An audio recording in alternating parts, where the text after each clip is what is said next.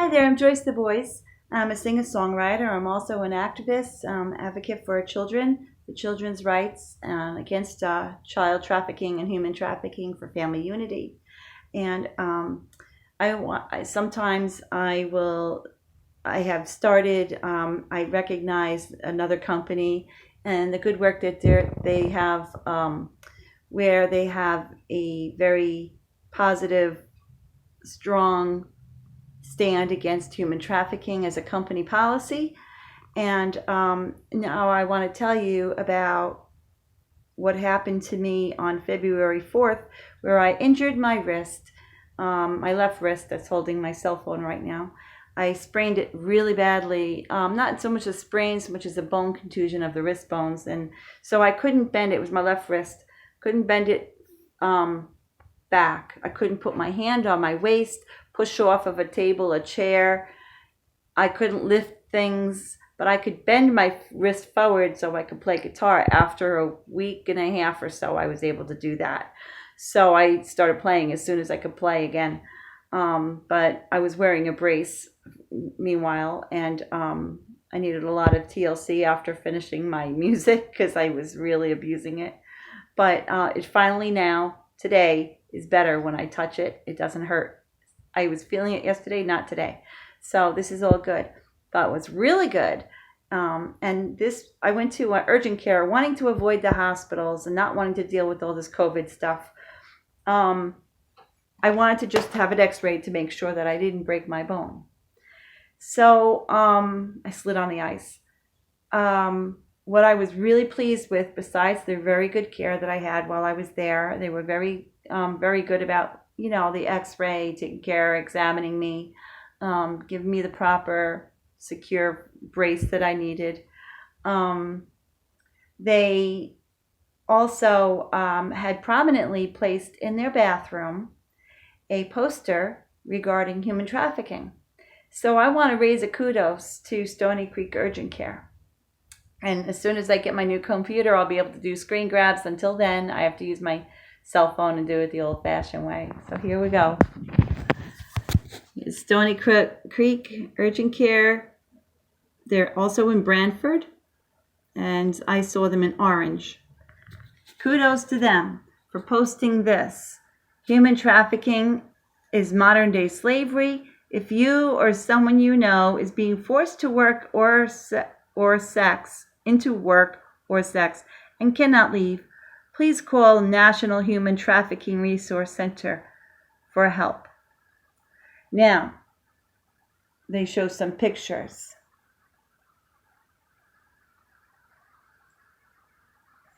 And they do show a child here.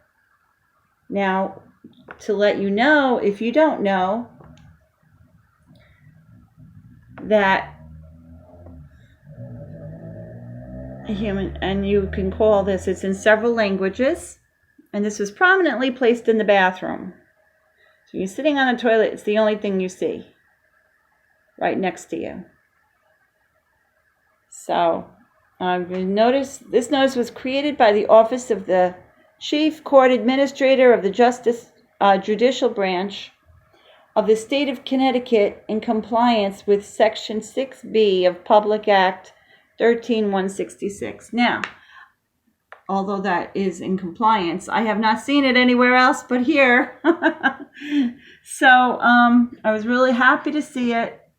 And I also wanted to say that Child Protective Services is the #1 portal to child trafficking.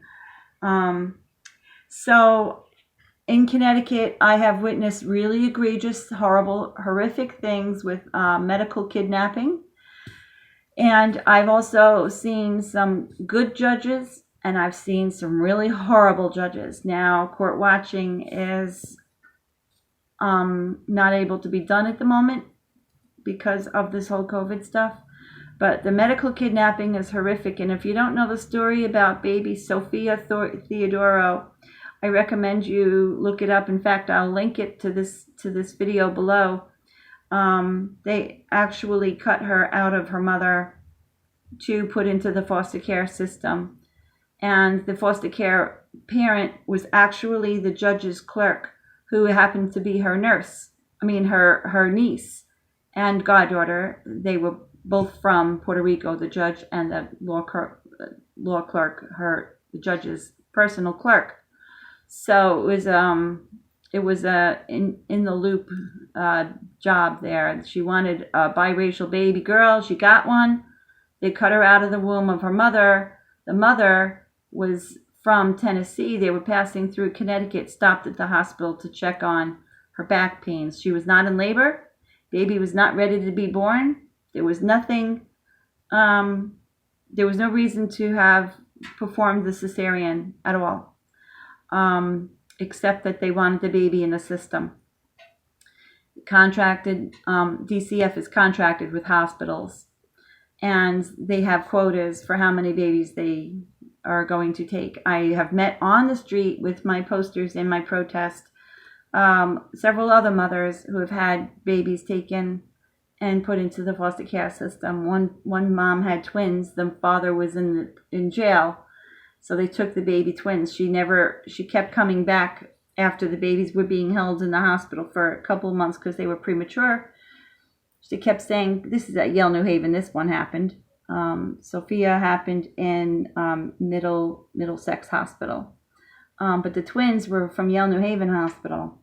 And it was very, very sad because the mother kept coming back. She was told twice to come, that she could take the babies home. The second time she went to the hospital with her, with the car seats and everything, all ready to take the babies home.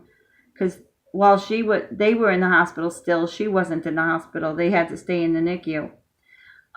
They had already been given out to foster care. She never signed a paper. They were stolen from her. So the papers were forged. So anyway, this is what happens.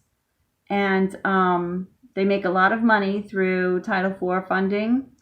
They make a lot of money through, I'm sorry, I'm just having a mental break right now. I'm just so, but ASFA, the Adoption Safe Family Act. Okay, and then there's other mechanisms that they make a lot of money. And it's not trickling down to the foster families. Although what happens is there are very corrupted foster families, not all of them. There are some very corrupt ones that will sell babies into the sex trade, pornography, pedophiles. And then there are some teenagers that are in group homes that will try to escape, and the only money they can find would be into forced sex acts through pedophilia and pornography. And not necessarily even pornography, just for pedophiles. And then even worse, they can get harmed. They end up on drugs. They end up pregnant. They end up a lot worse. So anyway, I just wanted to raise awareness and to thank Stony Creek for prominently displaying this human trafficking as modern day slavery, because it is the biggest issue and our children are our number one concern. Yes, what's happening at the borders is bad, but what's happening domestically is worse, because more children within our borders are actually slaves. And a lot of them at the borders end up into our system. So it's our system that they're walking into slavery. Starting from the gates and the cages that they're put in at the gates, at the border, which was there previous to Trump. So we can't even blame Trump for that. It's back to Biden. So there you have it.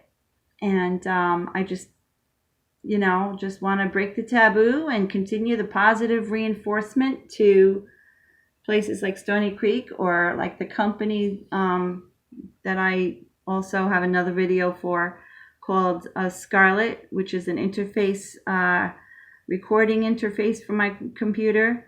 They have a very, very good public policy or company policy, corporate policy against human trafficking, and they prominently display it on their website, which was very, very nice to see that people are taking it seriously and raising awareness and posting it prominently. And I hope everybody will start talking about this It's not about skin color. It's about people taking advantage of people, tyranny, evil versus good.